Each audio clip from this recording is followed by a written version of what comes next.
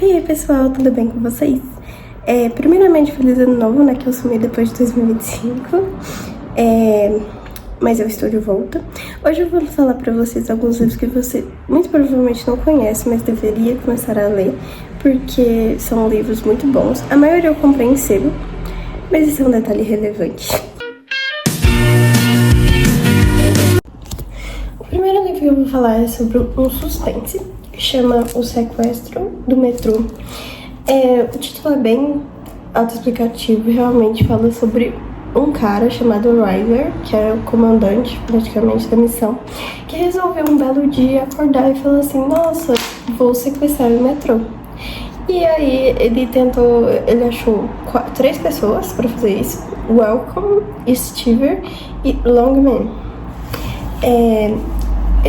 Esses 4 pessoas começaram a fazer planos de comprar arma, todas as coisas, entrar no metrô, fechar o metrô, matar o maquinista, ou assustar ele, no caso, acho que saiu um pouco do plano de matar ele, mas ele morreu, e roubar o metrô pra ligar para o governo e falar assim: eu preciso de uma quantia que me recorde era de R$1 milhão ou mais pra eu liberar essas pessoas. Se eu não liberar, o metrô vai começar a andar e eu vou matar todas elas. E aí realmente eles pegam o dinheiro, eles conseguem arquitetar o jeito que o metrô ande e faz tudo isso. Só que tem um final meio revoltante, que eu fico um pouco revoltada, confesso, tipo... Gente, é muito bom, mas tem uma coisa que aconteceu que não é que é revoltante, que eu fiquei triste, porque eu não queria que isso acontecesse. Mas, gente, ó, é um livro que, por incrível que pareça, me prendeu muito. A capa, eu comprei porque a capa me chamou muita atenção, eu comprei no sebo mesmo, mas a capa me chamou muita atenção. E eu me surpreendi muito, porque realmente eu gostei bastante. E é isso, eu recomendo muito ele, que vocês leiam, por favor. Leiam, dê fama a esse livro, porque ele é muito bom e ele merece. Gente, esse livro aqui é de um gênero que eu sei que não agrada muitas pessoas, mas nem pra mim assim tanto, eu não sou muito chegada, mas compensa muito comprar e ler. Que é O Pagador de Promessas, do Dias Gomes. É uma peça teatral brasileira.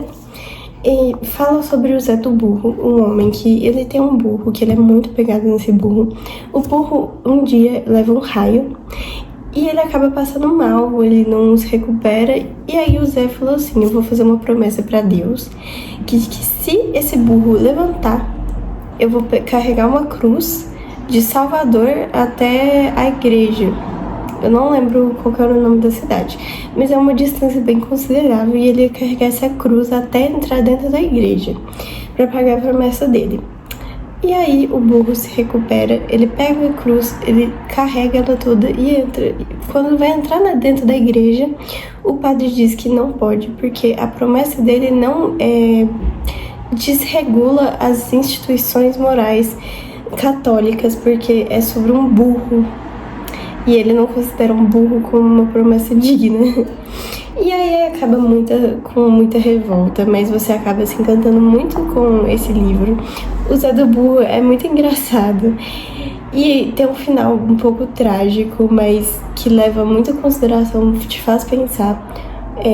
Realmente é uma mistura de tentar entender o que realmente é católico, o que realmente a instituição religiosa permite. Entendeu? Essas coisas de, tipo, te faz questionar, realmente, será que a igreja tá certa em fazer isso? Eu tenho muito carinho por esse livro, então eu espero mesmo que vocês leiam. Mas O Inverno Chegou, é um romance. A gente aqui nesse livro acompanha a vida do Ruben, que é esse cara aqui, que ele é um advogado Remone que acaba se apaixonando pela Magda, que é uma prostituta, e da família judia. Os dois acabam tendo uma filha chamada Jeanette. Ela é fruto de um casamento que foi muito corrompido, que a família não gosta, porque a Magda é uma prostituta, eles não gostam disso e não aceitam isso na família deles. E a Jeanette acaba se apaixonando por Jean Paul, que é um homem que acaba corrompendo. Durante a Segunda Guerra Mundial, acaba denunciando por ciúmes ela a Gestapo. E ela sendo judia. Então, a gente acompanha muito sobre a guerra também. É um livro muito marcante. Eu amo demais esse livro, gente. Esse livro é maravilhoso. Você acompanha a guerra, você acompanha ciúmes, você acompanha a família brigando. Você acompanha tudo nesse livro. Então, assim, maravilhoso. E que homem delicinha, que homem delicinha. O livro aqui que eu vou falar, eu tenho um pouco de apreço. Muito apreço mesmo por ele. Então, assim, vai ser um pouco injusto ao falar dele, mas eu preciso falar. Esse livro aqui, acho que ele nem tem... Ele é muito antigo mesmo, então assim, é dessa coleção Shangri-La, mas chamou O Solar da Muralha de Pedra. Esse livro aqui foi o responsável por me tirar da ressaca literária de 2000 e bolinha, porque, tipo, até os meus 12 anos, até um pouquinho antes, até os meus 11 anos por aí, eu lia muito. Só que eu fiquei uns 3 anos sem ler nada, e eu não queria ler nada.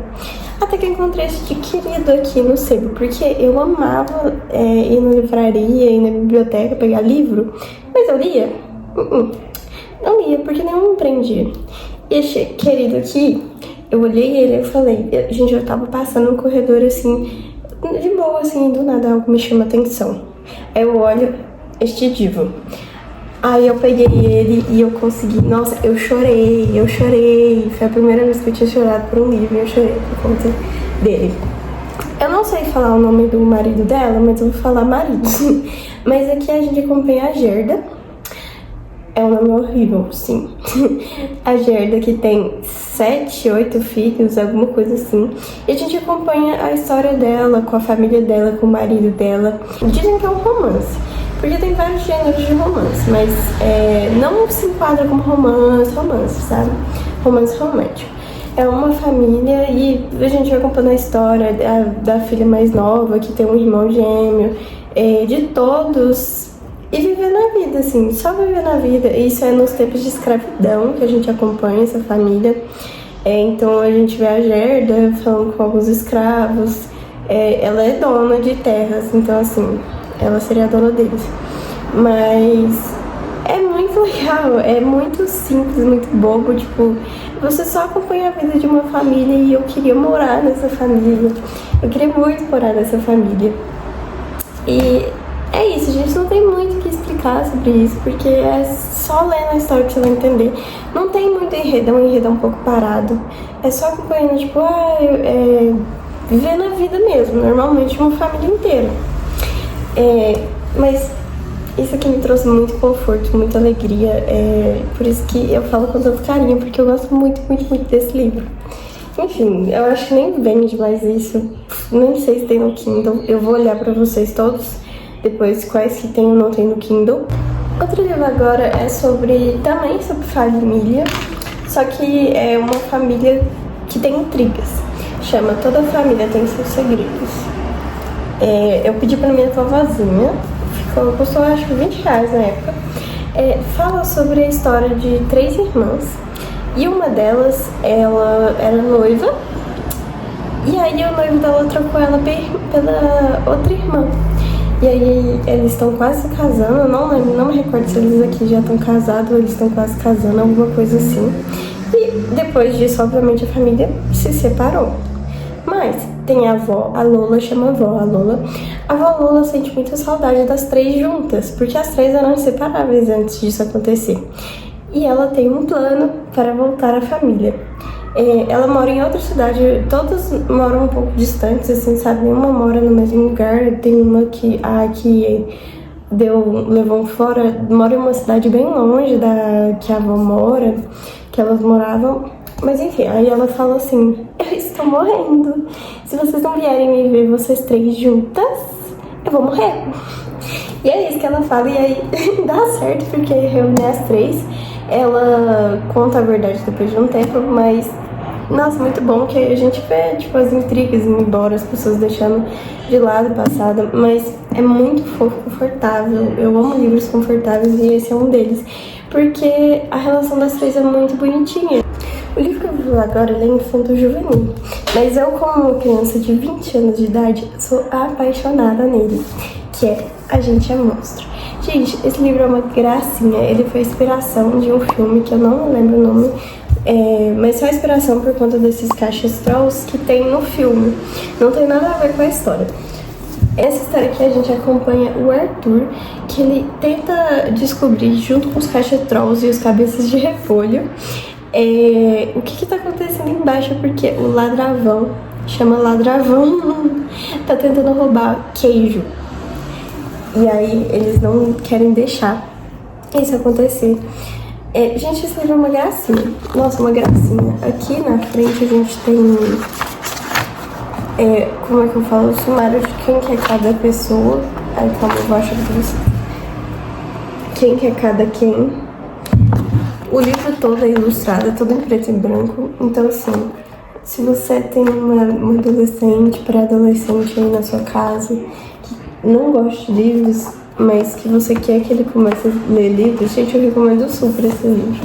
Ele é um pouquinho grosso, mas ele é cheio de imagens. Então foi isso, gente. Essas foram as minhas recomendações que vocês devem ler, porque apesar de serem desconhecidos, esses livros são muito fofos e muito maravilhosos. 90% aqui transformou minha vida, me marcou bastante, então assim, é uma recomendação de coração. Um beijo pra vocês, vou postar mais vídeos, então continuem acompanhando aqui comigo. E é isso, beijo, tchau, tchau.